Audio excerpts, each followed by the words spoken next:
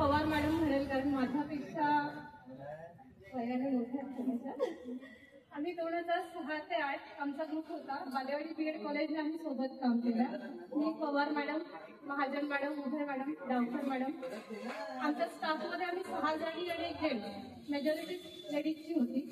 या सर्वांमध्ये सर्वात शांत, समंजस आणि कोऑपरेटिव्ह असतील तर त्या पवार मॅडम आणि महाजन मॅडम.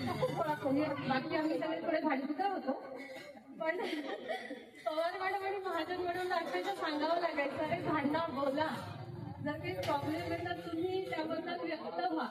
पण त्यांनी कधीच, मला आठवत नाही या 2 वर्षांमध्ये जेव्हा मी तिथे होते, नंतर मी जॉब क्विट केला तिथला, बाकी सहकारी होते, पण त्या 2 वर्षात मॅडमला आवाज चढवलेला पण मला आठवत नाही.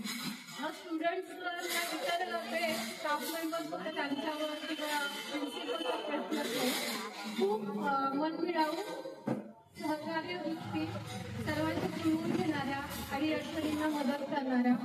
आणि आज 16 वर्ष झाले मी जॉब सोडून. आज मी माझ्या विद्यार्थ्यांना सांगत होते की मला माझ्या फ्रेंडच्या बर्थडे पार्टीला जायचं आहे, आणि 16 वर्ष झाले तरी अजूनही आमचा कॉन्टॅक्ट आहे. आणि तो ठेवण्यामध्ये या सर्वांचे जास्त एफर्ट्स आहेत की आवर्जून एकमेकांना कॉल करणं. लास्ट इयर ॲक्च्युली मला बर्थडे सरप्राईज म्हणून अचानक पवार मॅडम, डॉक्टर मॅडम माझ्या घरी आल्या होत्या केक घेऊन.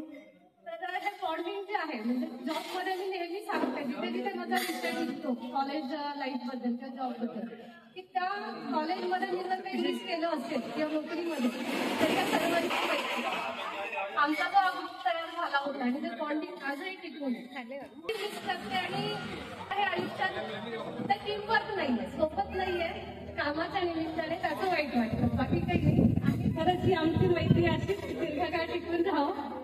आणि मॅडमची 75वी सर्जरी करायची